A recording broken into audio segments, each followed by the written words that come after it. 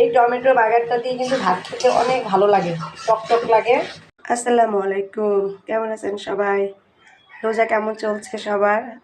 যাক, আলহামদুলিল্লাহ ভালোভাবেই রোজাগুলো যাচ্ছে। আপনাদের কি অবস্থা অবশ্যই জানাবেন। আজকে এই যে টমেটোগুলো কেটে নিছি, টমেটো বাগার দিব। রোজা তো, রোজার সময় মনে হয় একটু ভর্তা টক জাতীয় কিছু হলে ভাত খেতে ভালো লাগে। তো আমি এই যে টমেটোগুলো দেখেন পিস করে কেটে নিছি।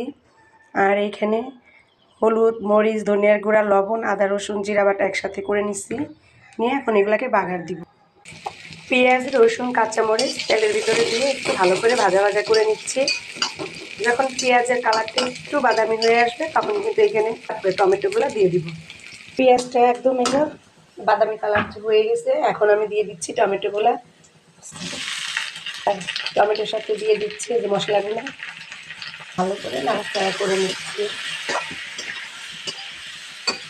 যে এখন ঢেকে দিলাম, পানি উঠে যাবে, আলাদা কোনো পানি দেওয়া লাগবে না। এই টমেটোর যে পানি উঠবে সেটা দিয়েই কিন্তু আবার রান্না হয়ে যাবে। বুঝছেন? ঢাকনা ওঠানোর পর দেখেন কত পানি হয়ে গেছে, টমেটোগুলা সিদ্ধ হয়ে যাচ্ছে। এই টমেটোগুলা কিন্তু একদম মানে ঘাটা ঘাটা, মানে আস্তা থাকবে না একদম। এইখানে এখন অল্প কিছু ধনিয়ার পাতা দিচ্ছি, পরে আবার দিয়ে নিব। আর একটু ঢেকে দিলাম যাতে আর একটু সিদ্ধ হয়। দেখছেন সিদ্ধ হয়ে গেছে, এই যে একদম সিদ্ধ। এখন এটাকে কি করতে হবে জানেন, একদম মানে পানি শুকিয়ে ফেলতে হবে, মানে আর একটু ভাজা ভাজা হবে।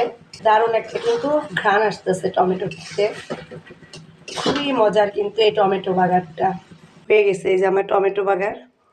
তো টমেটো বাগারটা আপনাদের কাছে কেমন লাগলো অবশ্যই কমেন্টে জানাবেন।